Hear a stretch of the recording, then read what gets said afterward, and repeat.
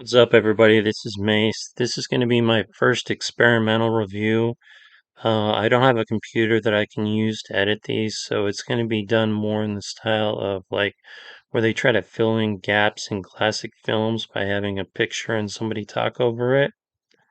Anyway, I made a promise to do a review for RoboCop Rogue City on PS5, and that's what I'm going to do. So here we go.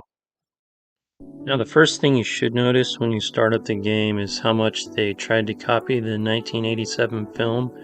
A lot of the major characters have the exact same faces that they did in the movie, and they even got Nancy Allen to do a face scan for the Ann Lewis character. And of course, Peter Weller is back to voice RoboCop and provide his likeness to the Under the Helmet version of that character. Now, there's a lot of gunplay in the game and all of it feels really good. I didn't have a single frame rate drop while I was playing it, and you even have destructible environments and a lot of debris scattered about and interactive things that you can shoot. It's all pretty cool. And of course, the game uses Unreal Engine 5. Now, a lot of the side missions in the game are simple fetch quests, but there are also some missions that let you be a police officer where you've got to go and scan crime scenes, or you got to go and arrest somebody, but you get dialogue options. And of course, the ED-209s and the robot enemies from the 87 movie also reappear, along with a really cool robotic enemy at the end. I don't want to spoil anything for you. Alright, so first I'll go over the level up system with your Auto 9 pistol.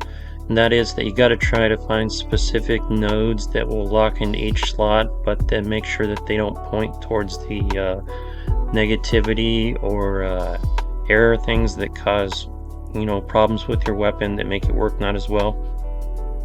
There's also a level up system for RoboCop himself, and it kind of works like Fallout and the Elder Scrolls do. It gives you huge bonuses which actually make a pretty big effect on gameplay as you get them. Now, there's not enough that you can level up everything to the max during the game, but the things you choose to focus on can make a huge difference. There are also some very cool reflection and debris effects. Now, I don't know if these are using ray tracing or nanite in Unreal Engine 5, because I would think that if it was ray tracing, it would reflect RoboCop himself, unless he's kind of just a floating arm except for the cutscenes. But they do change based on how the enemies act or move and your perspective, so it's pretty gorgeous to look at sometimes. I don't know if that's different on PC, that's just how it is on the PS5.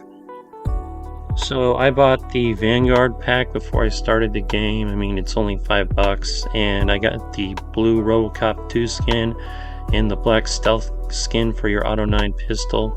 There are a few cutscenes in the game where we'll shift back to default, even though you may have a different skin equipped.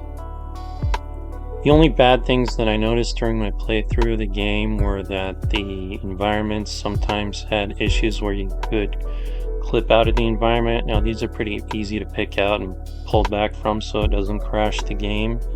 And the enemies are also able to throw the grenades way too far and too accurately. They're like college varsity quarterbacks. And I also had the game crash quite a few times on PS5 in the current version of it. Overall, I would say that RoboCop is definitely worth buying if you're into the IP or you're looking for a new shooter. My first playthrough took me 16 hours, so that's quite a chunk of time compared to the 4 hours of the Call of Duty Modern Warfare 3 campaign.